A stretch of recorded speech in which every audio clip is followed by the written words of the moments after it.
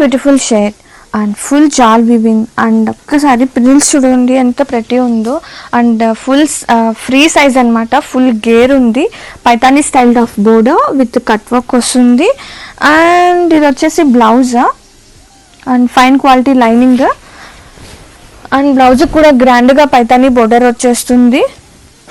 And dupatta కూడా contrasting dupatta, అంటే same like border వచ్చింది.